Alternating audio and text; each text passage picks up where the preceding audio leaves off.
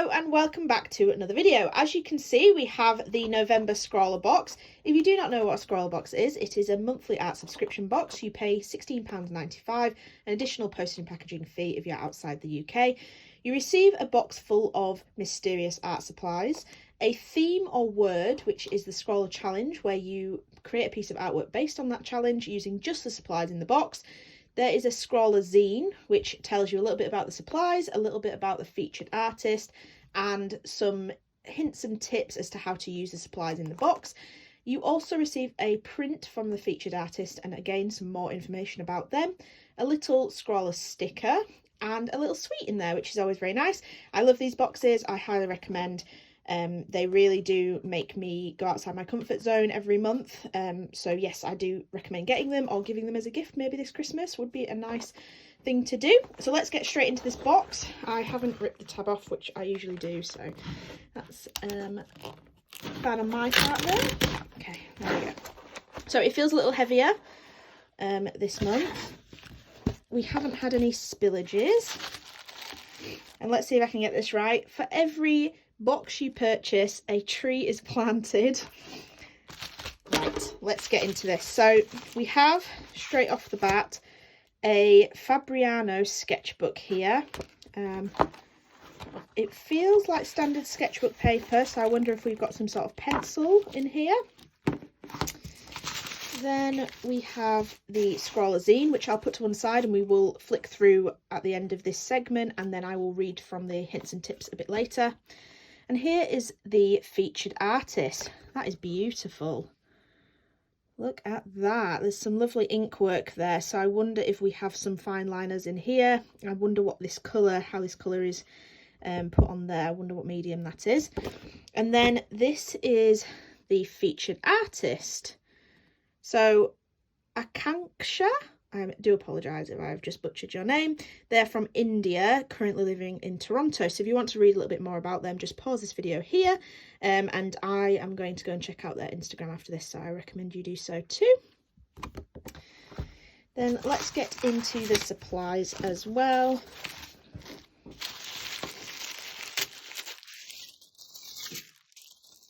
Ooh, ooh. Well, okay, right. Let's move all this out of here.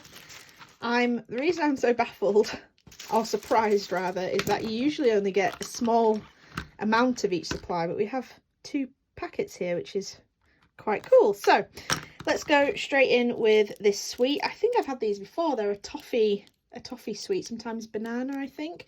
So that's quite nice. We then have a Uniposca white pen, but I think this is the fine nib. Let's have a little look. Twist this open.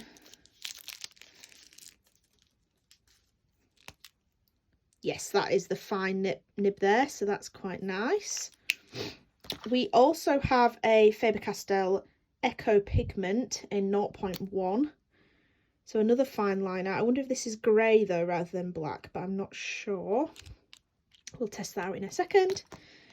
We have a Gold Faber-Castell 2B pencil. I think we've received one of these very recently. So I don't know if they had extra of this supply and they thought they'd include it in 2 boxes. We have a Slim Eraser by Derwent. I've never seen this before. It's quite nice. Small eraser, good for travelling. And then finally, let's flip this over so we can read a bit more about them.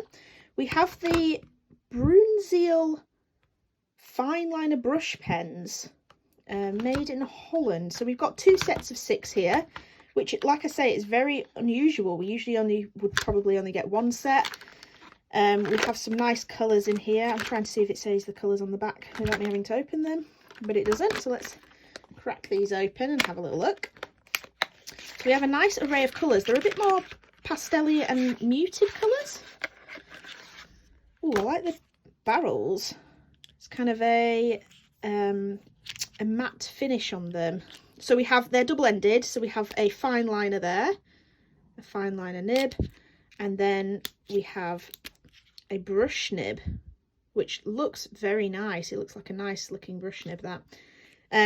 So do these have a colour name on them? They do not. So we'll do some swatching of these, but we have this little set here, which apparently is the Tokyo edition set, and then we have the Venice edition. I'm going to try not to mix these up. Why is that not coming out? There we go. So then we have those. So like I say, muted, probably more muted than pastel colours actually. I noticed there's no yellow or warm tones. We've kind of got some blues, some pinkies, some maroons and blacks. So I'll be interested to see what they are like. Yeah, so we'll do some swatching in a minute. The Scrawlr challenge is creating calm. So I guess they're kind of going down the Zentangle route and the doodling route with the supplies there for that theme. And then let's have a little flick through this scrollazine. So they are the supplies. It tells you a little bit more about them. We have the Scrawlr artist here, so more about them and some more of their beautiful artwork. This is stunning. Yeah, I love the colours. So I'll tell you what, I'll hold that there. I don't know whether it'll be clear enough on camera, but if you do want to have a little read, just pause the video there. Then we have the Scrawlr tips, things to try, and the artist's advice, which I will read whilst we swatch. And then this is the Scrawlr gallery, which is showcasing artwork from 2 boxes ago. So that was when we received the graphite and the charcoal sticks. There's some absolutely beautiful, I struggled with this box, but there's some beautiful work here. This is stunning here. I love the light they've achieved. I don't know how they've done that. But yeah, this is very nice. So you can always get featured if you hashtag Scrawlr challenge in your artwork on social media. And then we have the Scrawlr Extra, which is a little bit about art therapy, which, like I say, probably hints towards the Zentangle and the doodling front of artwork, which is quite nice as well. So yeah, that's it for the supplies. I'm quite pleased with the amount we've got in here. It's very unusual, like I say, to get this many pens in here. So I will get on to swatching and I'll talk through some of the Scrawlr tips, and then we will have a look at creating a piece of artwork based on creating calm. So let's get on to that. For the Scrawlr tips, we have a little segment from the artist. So she says, I enjoy drawing florals a lot, and the featured artwork is inspired from lilies. I sketched out my subject first and then decided to add details to the flower and leaves with the fine liner. Drawing lines of varied thickness keeps the work interesting. I felt there was still something missing, and so I added abstract twirls in the background. Then, because this piece is so detailed, I coloured the lilies to make them pop. One tip would be to add shadows to give some depth and layers to your artwork. I hope you use these tips and you enjoy exploring these supplies. So that's a lovely little piece from the artist there, and I can see that definitely in her artwork where she's added depth with the liner and the colouring as well, and it is a beautiful piece of artwork. It actually also shows a lot more of the artwork, so I think she actually created a bigger piece of art and then Scrawlr have actually reduced that in size, and the bigger piece of art is actually heavier on the colour. There's a lot more blue in there, so I feel like we've lost a nice segment of that, unfortunately. Now the other part to the Scrawlr tips is the things to try section. So it says that these fine liners / brush pens allow for thin and thick lines. It's all about the amount of pressure you put on the pen. A lighter pressure will create finer lines, and harder you press, the thicker and more intense line work will be created. The next tip is create visual interest with cross-hatching, squiggles, dots and circles, mix it up. As the smaller nib matches the brush side, you can use the smaller end to fill in more detailed bits whilst keeping the colour consistent. They are also water-based ink, so you can have some fun by getting a paintbrush involved.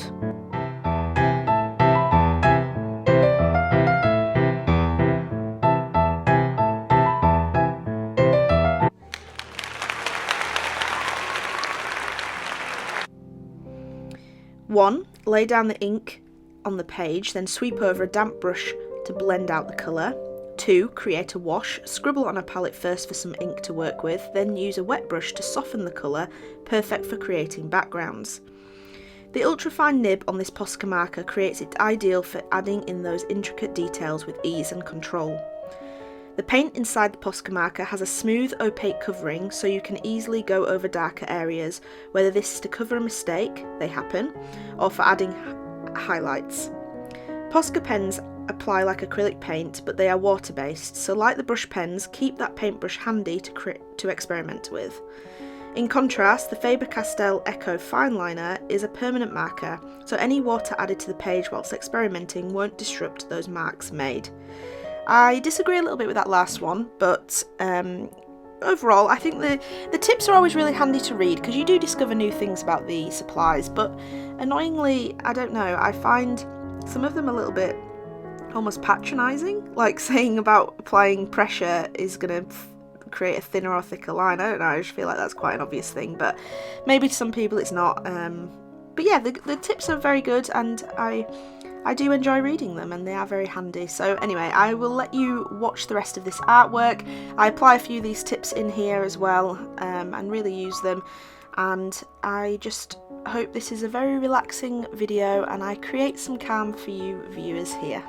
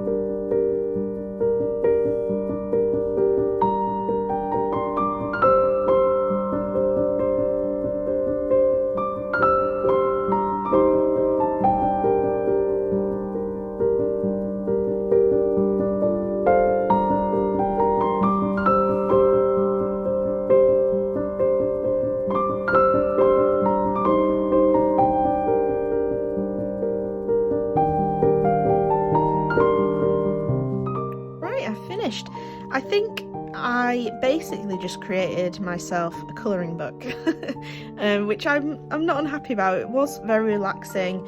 I toyed with a few ideas when I read the prompt of creating calm. I kind of thought, you know, lovely seascape with rolling clouds and things like that, and just things that make you feel calm. Now, I did play around with those ideas a little bit in the back of my book here, kind of thinking, how would I do it with this supply? Because I tried blending and it does work, but it becomes almost muddy and it does eat up the paper. So I kind of thought, would I do it in a more lined, abstract type way? But I toyed around with that on here, and then I did it on my iPad, and I just didn't like the way it looked. So I kind of just went back to my original idea of doing some sort of doodle, like a Zentangle, and I immediately was drawn to a mandala, which I've done in the past quite a lot, and you know, they're pretty simple to do, really mindless. You just need to kind of create your circles at different depths and widths and stuff, and kind of just doodle in between them, and it is really relaxing, if not a little bit boring. I don't know, it's just not something I'm drawn to doing, so I do find it a little bit boring after a while, and I don't know, just the repetitiveness of it is a bit boring. Now, you may have seen that I am using a thicker Faber-Castell pen, and that's because I had these supplies on my desk for a little while after opening them, and I don't know if our cat Freddie knocked it off the desk and battered it somewhere, but I could not find the thin liner pen. So I tried to find another pen, and instead of going with a different pen for this with the same line width, I thought it was better for me to go with the same pen with just a slightly thicker line width. I think it may have been a little bit thick for certain things, but I just applied less pressure if I wanted it to be a little finer, which was fine. But the pen is nice. I did find that sometimes it would muddy up the colours when I was adding colours, and I don't know, maybe doing a different style might be better. I don't know. I just found it a bit disappointing that they did run a little bit under the colours. It would have been nice if they were a bit more waterproof. But for the most part they were, which is good. The pencil, standard pencil, I never know really what to say about the pencil. It's just a pencil. I don't do pencil work. I don't do, you know, pencil portraits or anything like that. So I don't really have much to say about that. The eraser, yeah, great for fine points. I guess for me, I was just drawing construction lines, so it didn't really do the best job when I was rubbing out, which was fine because there's a lot of detail in here covering up the pencil lines. This might be great if you are doing more fine pencil work and you needed that fine eraser to just get rid of the little details. That would have worked well. And in terms of the colours, as you saw in the swatches, it was kind of a weird selection of colours, really. There's a lot of muted and then the odd really bright colour, and I found, for me, I started off with a lot of muted colours, and then I kind of wanted to use that throughout the piece, and the bright colours just were not gelling well with those muted colours. So as you saw, and taken from the tips that I mentioned earlier, I mixed a couple of colours together to make a muted colour and added those as washes on there. I know that's cheating a little bit, but I don't know. I don't know where you draw the line as not using a supply. Like, what's the point in mentioning that in the tips if you are then not supplied with a paintbrush? I don't know. I don't know where you draw the line with that. Some of you may think I've cheated a little bit, but it wasn't much. It was just adding a little wash to this blue and this blue here, and a little bit to the pink. I didn't use it as my whole piece. It was just to add and mute those colours down a little bit, but I overall like it. Like I say, I kind of wish I'd scanned this in before colouring it, and then I could offer you it as a colouring page. I need to be more aware of those things, and I will do in the future, but for now I think it looks nice. I think I've created some calm somewhat. Let me know in the comments down below if you think I have created calm, but overall these supplies are nice. I think I will definitely be using those in my sketchbooks and for future projects. And then the final supply to mention is the Uni Posca. Again, this is just a standard good pen for, you know, covering up your mistakes, and I must admit I did not colour this in the best. I probably should have used my fine tip of those colouring brush pens rather than the brush side for some of the fine details, but the white pen did a solid job just covering those up and making it look like I coloured it in more professionally. But that is it for this box. I did enjoy it. I think it was worth its money, especially since we got 2 packs of colours. But let me know your thoughts down in the comments below. So thank you very much for watching, and I hope to see you in the next video.